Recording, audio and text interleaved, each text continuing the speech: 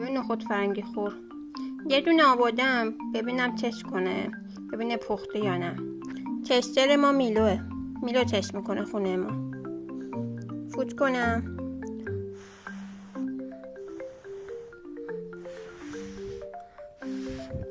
خب میذارم تو ظرف. آقا میلو میل میفرمایم.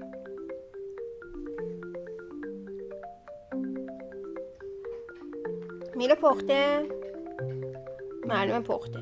خوشش اومده. دیگه نیست، یه دونه بود. بازم بهت میدم. پسرم نخود فرنگی دوست داره. بازم بیارم. باش الان میدم بخوری. تست کنی. جان مامان، جان مثلا دوست داشتی؟ آره؟